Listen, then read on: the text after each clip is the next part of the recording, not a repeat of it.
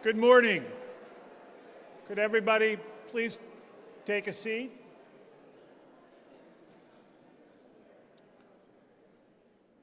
Welcome to the 2018 New Jersey Sustainability Summit. My name is Richard Dovey. I'm the president of the Atlantic County Utilities Authority and chair of the Sustainable Jersey Board of Trustees.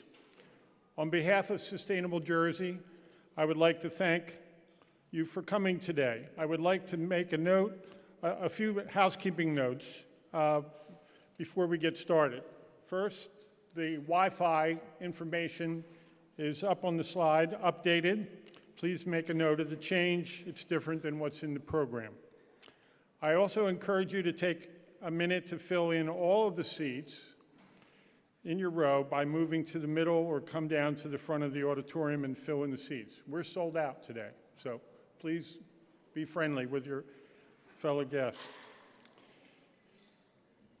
I want to recognize our event sponsor, that is our lead sponsor, who has made this day possible through their support. Thank you, Horizon Blue Cross Blue Shield of New Jersey, and thank you to the session and the coffee break sponsors as well, who are listed in your program book.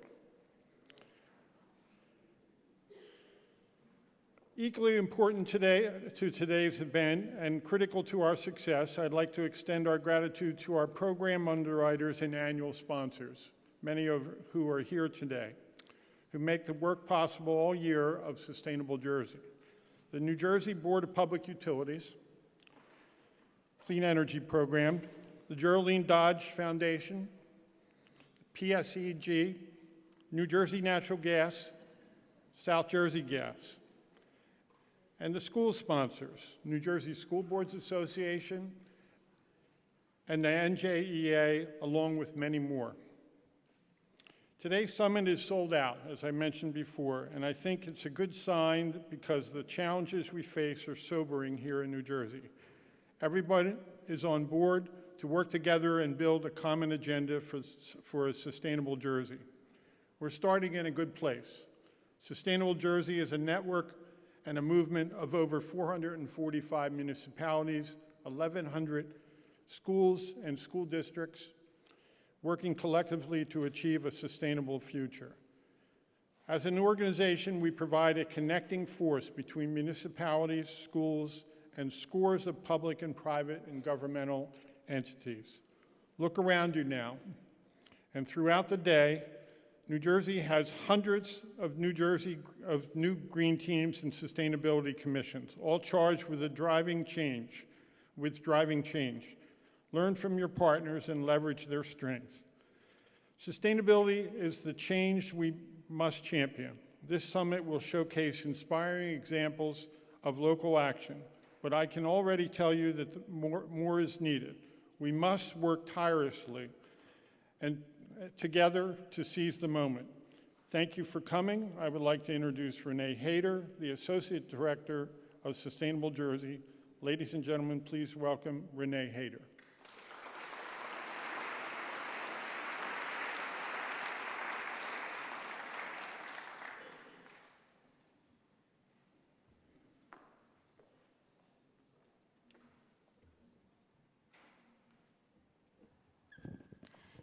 Good morning. I wanted to get started by getting a feel for the people in the audience. So if this is your first Sustainability Summit, if you could stand up so that we could welcome you. Wow.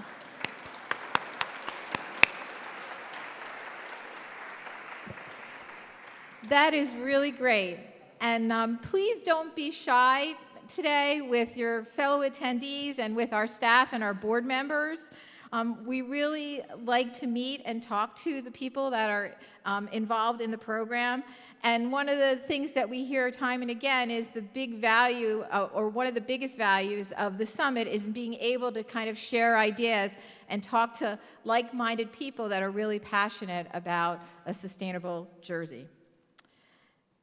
Now, what about people that have been here 2 times? This is your second summit. Any of those? Okay, great. Well, thank you all for coming back, and we hope to see you at future summits. And then finally, what about those that have been to 3 or more summits? Great. Well, actually, this is our 5th summit. I don't know where the years have gone. The first one was the first year that I started with Sustainable Jersey. And we're delighted to have you here at the beautiful TCNJ campus. Although it never fails, the week we have the summit, they start doing construction all around our building. So I apologize for that, but it is a beautiful campus. And this is an all hands on deck for the Sustainable Jersey staff, as you can probably tell, because I was working registration like 2 minutes ago. But it's worth every minute of the preparation to be able to engage in important conversations with you and the people on the ground that make things happen. I'm going to spend a little time today reviewing our collective accomplishments in the past year, and then Randy Solomon, the executive director, will come up and talk about what is next on the horizon.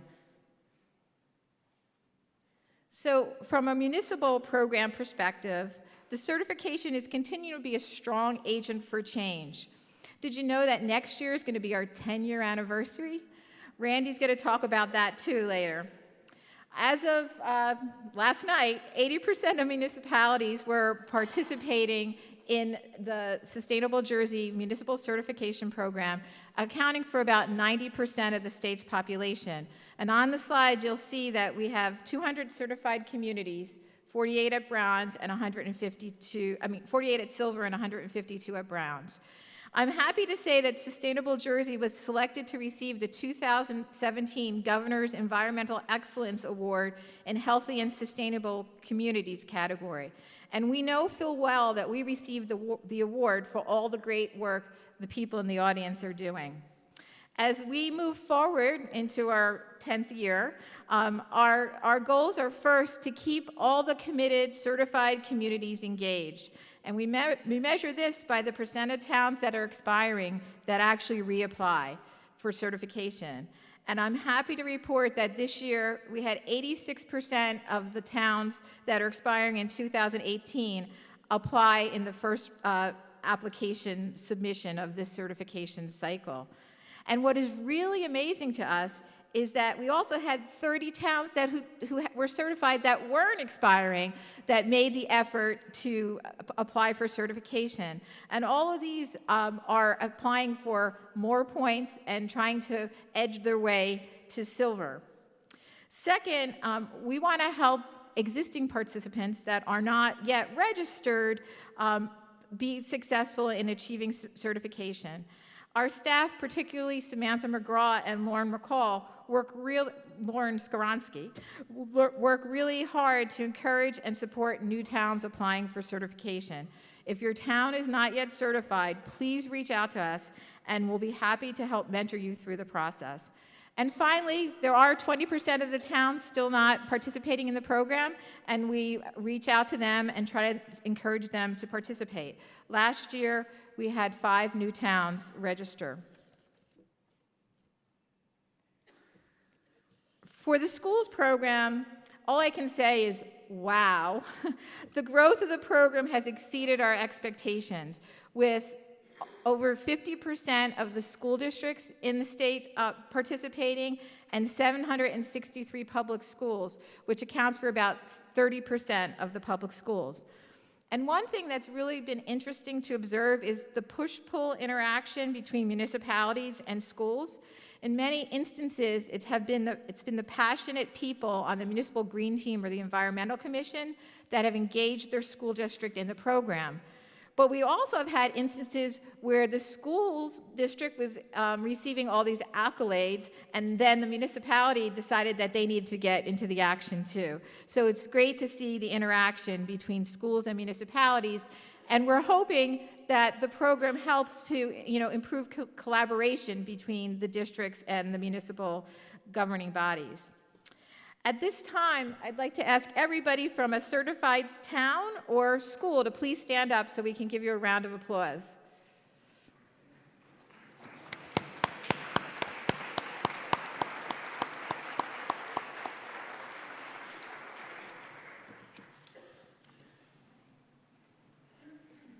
And I'd also be remiss if I didn't acknowledge our program partners. This is just a sampling of those partners. At this time, I'd like to ask everyone in the audience from a partner organization who's collaborated with us by serving on a task force or reviewing actions, helping to provide assistance to towns and schools to complete actions, or working with us on research projects. If you could stand and we can give you a round of applause for helping the program succeed.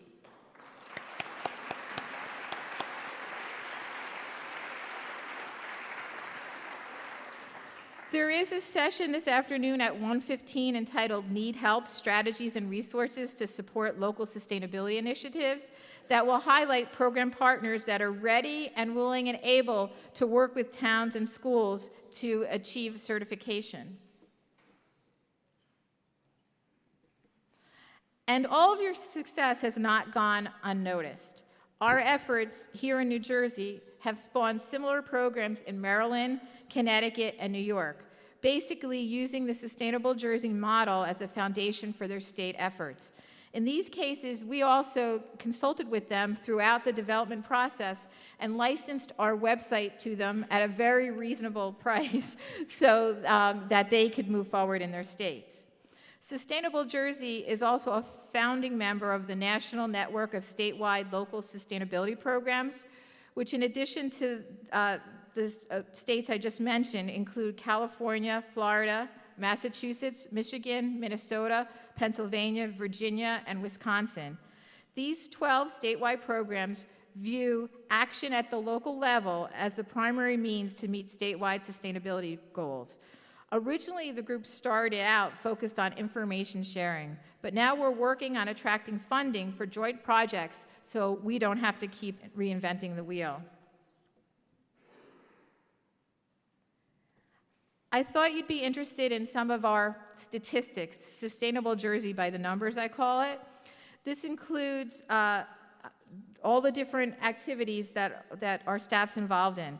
I can tell you that our staff's favorite part is speaking with you one-on-one, either in our training or over the phone at different events, to answer your questions and help you succeed. The reviewing of 5,000 actions up to 3 times is not so much fun, but rewarding just the same as we learn all about the great things you are doing. And in this picture, you'll see Veronique Lambert, our school's program coordinator, whom many of the school's people probably know, and Samantha McGraw and Maureen Jones, who are our outreach for the municipal program specialists. And our regional hubs are also actively engaged in advancing the program. We currently have 9 regional hubs across the state, and I'd like to give a shout out to the Bergen Hub, who just recently got organized like in the last year, and they are doing a great job. Their base camp site is like on fire. And the hub members represent rural and suburban areas and involve towns across the economic spectrum. Please stand up if you're involved in one of our regional hubs. Our hub people, please stand up.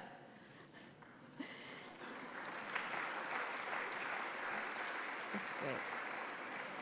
These folks are not only active members on their municipal or school green teams, but also actively participate in the hubs in order to increase their impact, the impact of their work and in their own communities and beyond. They are really the grassroots movers and shakers in the state. We started the first handful of hubs about 4 years ago, and our focus was bringing green teams together with other green teams and resources providers with the purpose of networking, resource sharing, and peer-to-peer learning. Now these hubs have moved on to collaborative projects. Isn't that smart? They're building their capacity by increasing their reach by working together on projects like countywide green fairs, renewable energy aggregation projects, single-use plastics and styrofoam reduction and education campaigns, energy efficiency outreach, and more. And we can't wait to see where the hubs go next. There's a session today at 2:45 entitled Beyond Your Borders that will focus on green team collaboration.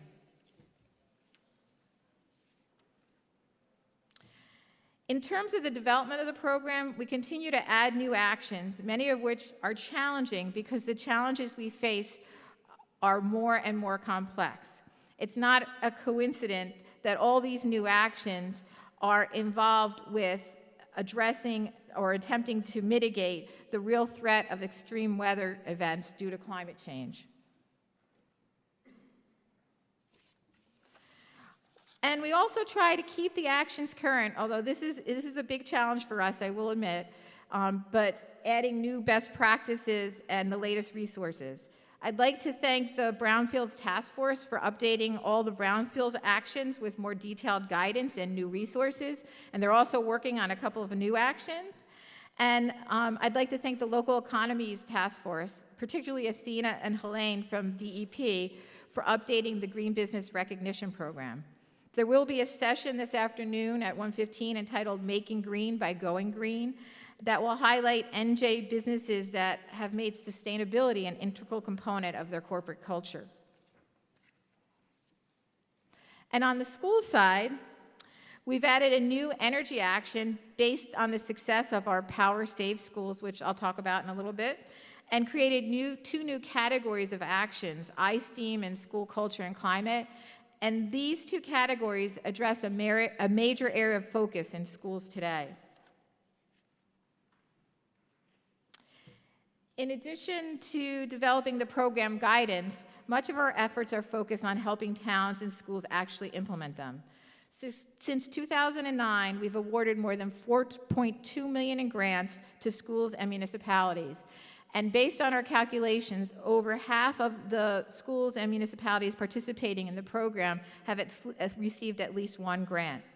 I'd like to thank our small grant underwriters this year that include the PSEG Foundation, the Gardner Environmental Fund, NJEA, and the Nature Conservancy. Be on the lookout for new grant opportunities being announced late this summer and in the fall. Recent grant projects included a climate action plan in Jersey City, implementing energy efficiency upgrades in historic buildings in Glen Rock and Holland Township, testing technology to reduce police car idling in Woodbridge, green infrastructure implementation in Garfield, a food waste diversion study in Bloomfield, recycling programs for Newark schools, a greenhouse for Vineland's Alternative High School, and a summer research experience for Toms River High School South students, just to name a few of the over 120 projects that were funded last year. Samantha McGraw and Caitlin Vollmer, who support our grants program, will be doing a session this afternoon at 1:15 entitled Turning Projects into Points that will focus on identifying projects and crafting successful grant applications. In addition to the cold, hard cash, we continually strive to bring valuable resources to you. And I'll be talking about a few of our hands-on assistance opportunities. And most of these opportunities involve teaming with partner organizations to help address a specific issue. The project on the screen is the Building Ecological Solutions to Coastal Community Hazards, which is a project that Sustainable Jersey actually worked on for a couple of years with a host of partners, many of those in the room. Through that effort, we conducted 12 municipal coastal vulnerability assessments, which led to the development of our new action, provided technical assistance on eco-based mitigation solutions in 20 towns, and contributed to the development of the training and resources. By the way, this effort also received an award in 2017 from the American Planning Association in New Jersey for outstanding community engagement. I'd also like to thank the generous support of the New Jersey Natural Gas Company.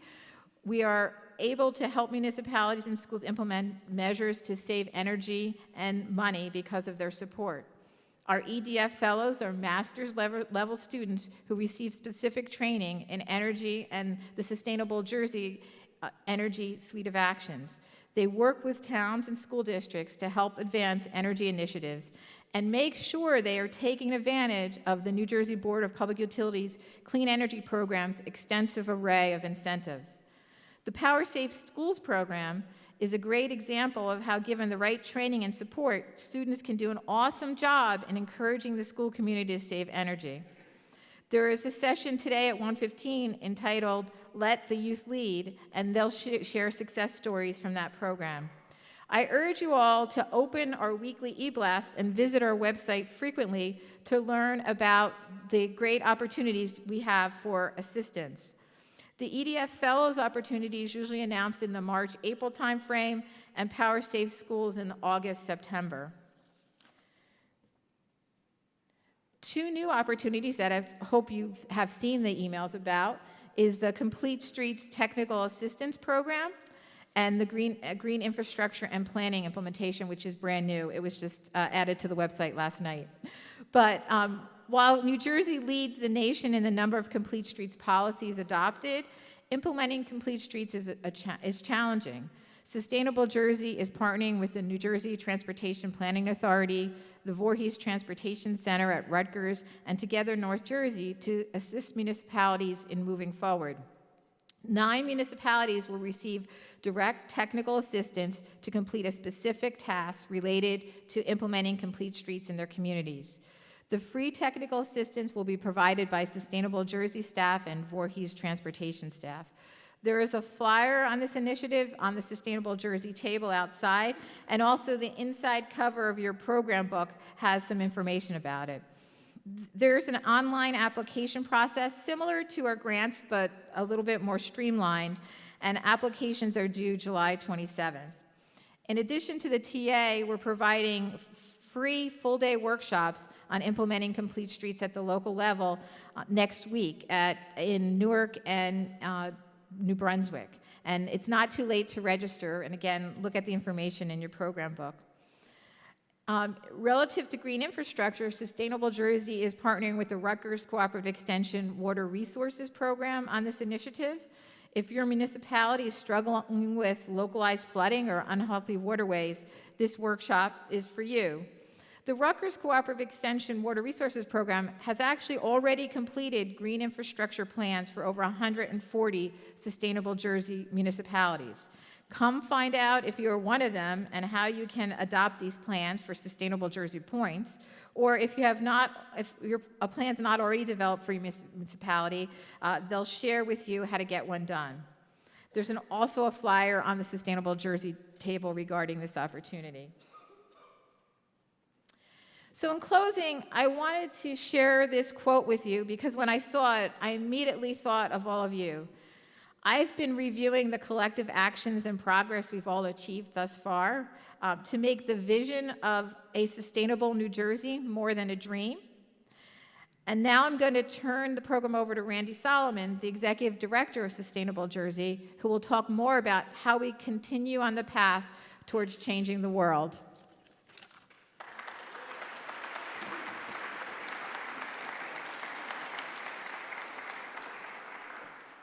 Hi, everybody. Renee thanked and asked everyone to stand up. She didn't ask our board to stand up, so I would like to ask the Sustainable Jersey Board of Trustees to stand up. They work so hard to make this program happen, and it's so great to see so many of them in the room. So hearing that report from Renee, people sometimes forget how far we have come with this program. We launched not that long ago. Renee mentioned next year will be our 10-year anniversary. And when this was just a twinkle in some of our eyes, this was one of those ideas that people thought was kind of loony. We are gonna, with no authority and no power and very little money, we're gonna form our own sustainability government, and we're gonna come up with our own rules that aren't actually based in law, and everyone will just cooperate. We'll get state agencies and the League of Municipalities and environmental groups to cooperate without anyone forcing them. And all the towns will do it. Not only will they implement thousands of these actions, but they'll do reams of paperwork to prove to us that they did it so they can get a little gold star. There were a lot of people that I really respect that said, that is a really stupid idea. But nonetheless, here we are. And I think it's a testament to the fact that there is just a wellspring and a still mostly untapped wellspring of passion and energy and smarts at the local level. You all want to do more. You want to do as much as you can. You want to solve problems. And we're just collaborating together a coalition of the willing. The term came from a war, so but it's apropos. It's a coalition of folks that want to work together to make progress. So I'm super grateful that you're all here, and I really look forward to being able to share our 10-year anniversary with all of you, and I hope next year you allow us to celebrate all of your success together. You can clap for that. There's been a lot. So, in addition to celebrating our success, we want to engage you all in a conversation about Sustainable Jersey's future. We built this thing together.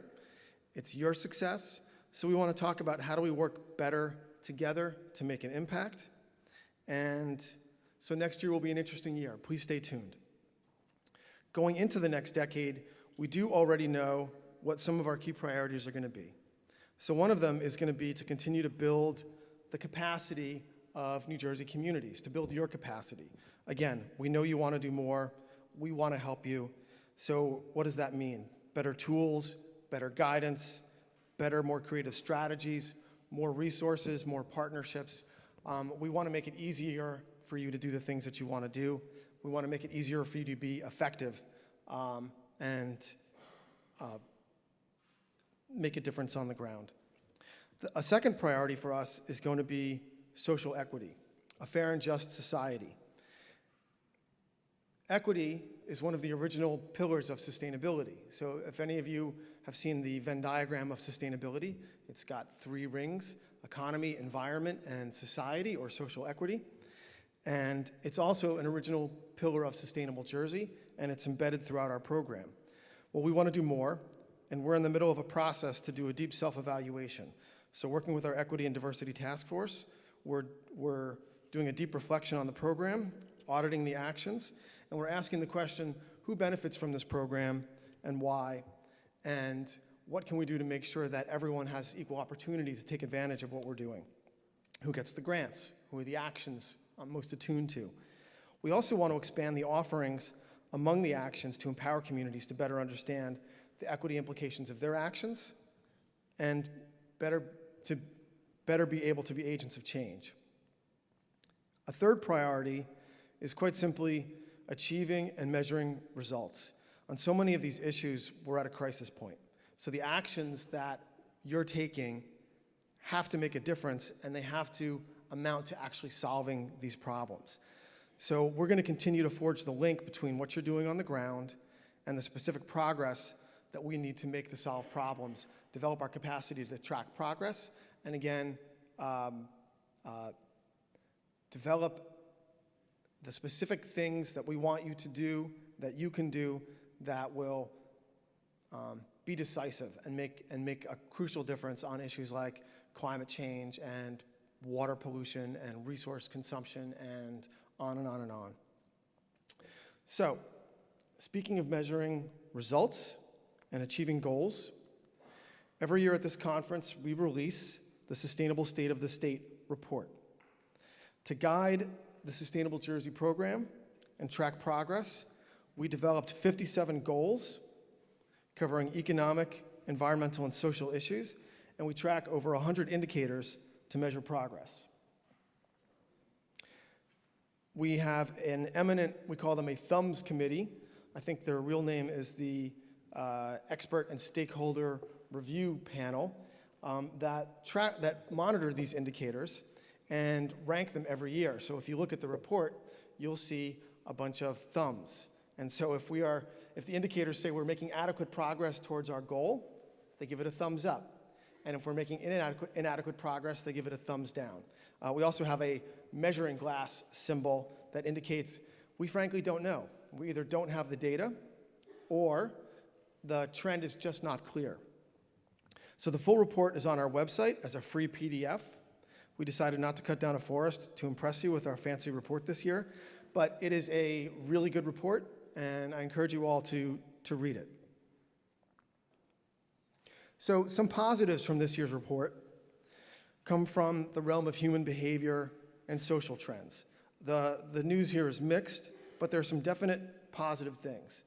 Increasingly, New Jersey residents have equitable access to health care, and health outcomes on the whole are improving. Educational outcomes, graduation rates, test scores, et cetera, are improving. People have strong access to the arts and recreational opportunities. And we are recycling the waste that's produced at an increasingly high rate. And New Jersey is a historically safe place to be. One thing that I'm particularly proud of is crime and punishment, basically. The incarceration rate in New Jersey continues to go down. This is at the same time that the incarceration rate for the country as a whole is continuing to go up.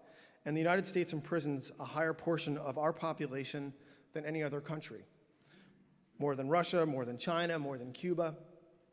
And obviously it's not sustainable to imprison an increasingly large portion of your population to keep order. But while it rose for the country as a whole, at the end of the 90s, it started to decline in New Jersey, and it's now about a third of the rate of places like Oklahoma and Louisiana. Interestingly, at the same time that we were putting less people in jail, the crime rate went down. We have a historically low violent crime rate in the state. It's about half that of places like Oklahoma and Louisiana. And I want to do a brief diversion. I don't think I can talk about violent crime so close to Trenton and so close to the Art All Night tragedy, where a large number of people were shot in an instance of gun violence. So first off, it's heartbreaking that this happened to such a wonderful event. I love that event, and my heart goes out to all the victims, and I'm grateful that the only fatality was one of the gunmen. Trenton is a great place. I hang out in Trenton all the time. A lot of people do. So don't let what you see on TV mar your opinion of Trenton.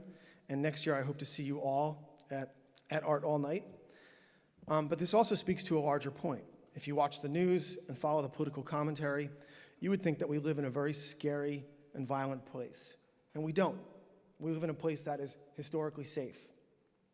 And we track indicators to remind ourselves of that.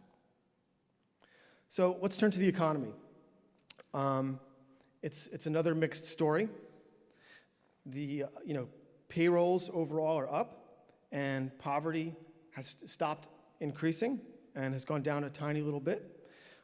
The unemployment rate is back to pre-recession levels. On the other hand, underemployment has not returned to pre-recession levels. So there are more people who have a part-time job but would like a full-time job, or are just can't work the number of hours or have to work multiple part-time jobs to earn a living. And that has not returned to pre-recession levels. The jobs aren't as good. The median income hasn't gone up, and the number of hours that we work to make a living also has not changed despite the economy improving. And the bottom 40% of the population in terms of income, even 2 full jobs won't earn them a living wage. Income distribution, the top 20% are getting an even bigger share than before, and the bottom 20% are getting an even smaller share. Meanwhile, investment in innovation and research hasn't changed, but it's slipping compared to the national average. And I think an underrated statistic, and one that I follow closely, is business starts and failures. They're both down, and what that indicates is that the economy on the whole is less entrepreneurial, less creative, less dynamic. There are a few people going in. On the environmental side, the news is more uniformly negative. Populations of bird species, 5 of the 6 that we track, representing major New Jersey habitats and regions, have declined. The percent of the state that is paved increased 20% between 1986 and 2012. Fewer than 20% of our water bodies fully support recreational use, and fewer than 1% are safe for consuming fish that you catch. The recycling rate has gone up, but remember, recycling in the pantheon of reduce, reuse, and recycle is the least important and least effective of those 3. So meanwhile, waste generation has gone up. We are producing more stuff and consuming more stuff, and the throughput of that is energy and pollution. And the percent of energy that we consume that's renewable has declined. Oh, and toxic chemical releases are also increasing. So where do we stand overall?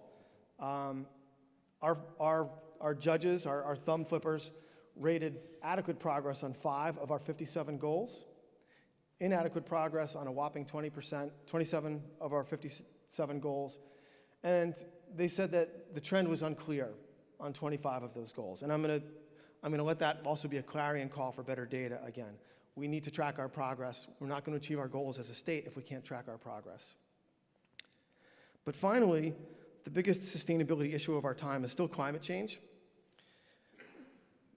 This slide, the red line, is the rate of reductions that we need to achieve to avoid catastrophic global warming. The blue line is the actual rate of greenhouse gas emissions in New Jersey.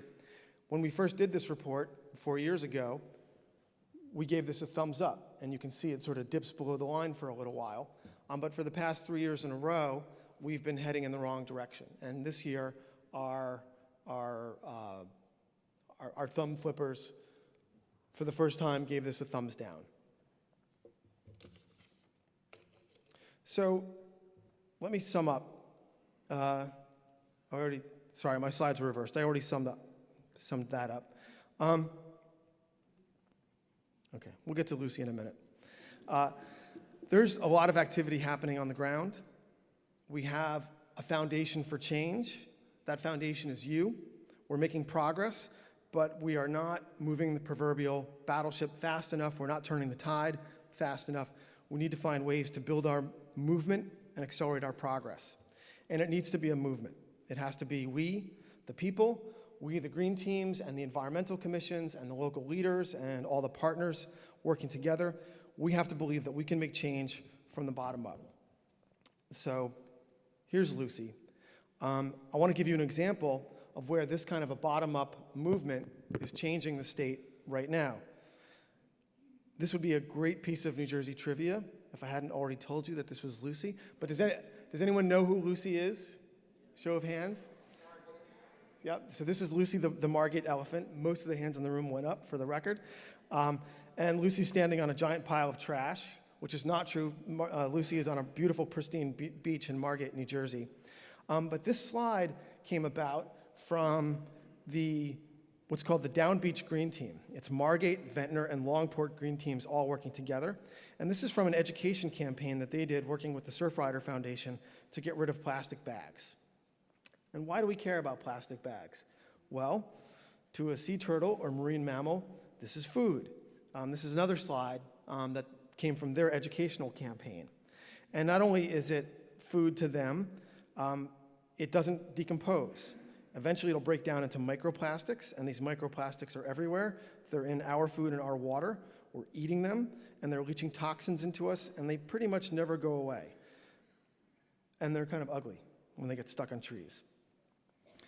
Other towns have done this as well. This is from South Orange, so they're trying to be cool, so it's so not plastic. I'm sure they're teenagers like that.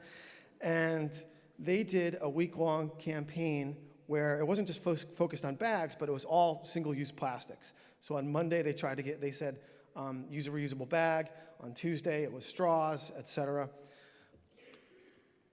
And green teams have done scores of these campaigns supported by Sustainable Jersey. We've given grants. My hometown of Highland Park got one to do bag education. And in doing these education programs, you all learned a few things.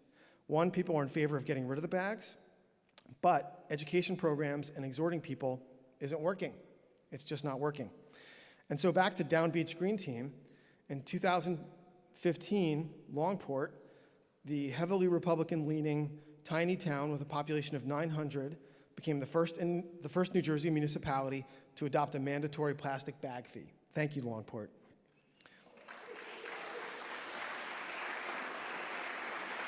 And I want to call out Steve Giesecke and Monica Coffey as two of the drivers of that work on the Down Beach Green Team and as key activists in the state on the issue.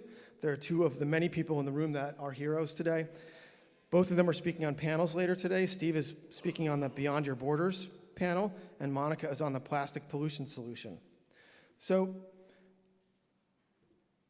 in 2015, Longport adopted a 10-cent bag fee, And then in 2015 and 16, Galloway and a bunch of other towns adopted resolutions encouraging reusable bags. In 2016, Teaneck adopted a fee on bags. 2017, Long Beach banned plastic bags. In 2018, Ventnor did a fee, and Harvey Cedars did a ban. In May of this year, Monmouth Beach banned all single-use plastics, bags, straws, food containers, and styrofoam. Point Pleasant Beach also did a ban bag. And just this June, Jersey City and Hoboken introduced plastic bag ban ordinances. This, my friends,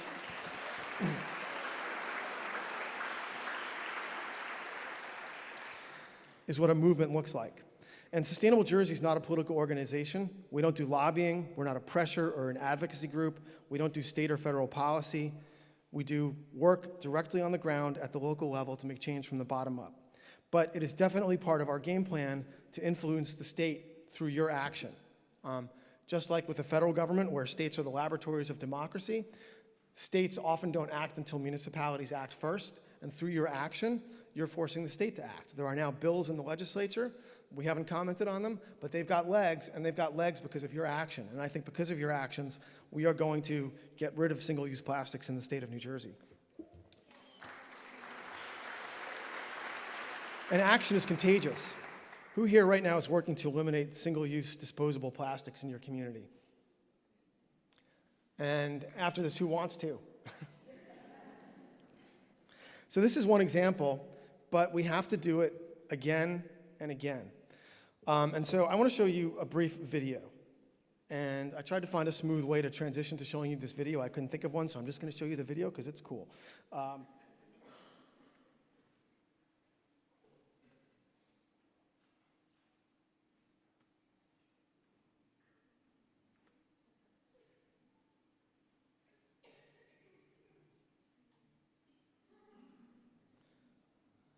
So about 5 million people have seen this, so I'm sure some people in the room have seen it, but it's really great. This is leadership lessons and movement buildings from a shirtless dancing guy. If you've learned a lot about leadership and making a movement, then let's watch a movement happen start to finish in under 3 minutes and dissect some lessons. First, of course, a leader needs the guts to stand alone and look ridiculous. But what he's doing is so simple, it's almost instructional. This is key. You must be easy to follow. Now here comes the first follower, crucial role. He publicly shows everyone else how to follow. Notice how the leader embraces him as an equal. So it's not about the leader anymore, it's about them. Notice how he's calling to his friends to join in. It takes guts to be the first follower. You stand out and you're critical of yourself. Being the first follower is an underappreciated form of leadership. The first follower transforms a lone nut into a leader. If the leader is the flint, the first follower is the spark that really makes the fire. Now here's the second follower. This is a turning point. It's proof the first has done well. Now it's not a lone nut and it's not two nuts. Three is a crowd and a crowd is news. A movement must be public. Make sure outsiders see more than just the leader. Everyone needs to see the followers because new followers emulate followers, not the leader. Now here come 2 more people, then 3 more immediately. Now we've got momentum. This is the tipping point, and now we have a movement. As more people jump in, it's no longer risky. If they were on the fence before, there's no reason not to join in now. They won't stand out, they won't be ridiculed, and they will be part of the in crowd if they hurry. But over the next minute, you'll see the rest who prefer to stay part of the crowd, because eventually they'll be ridiculed for not joining. And ladies and gentlemen, that is how a movement is made.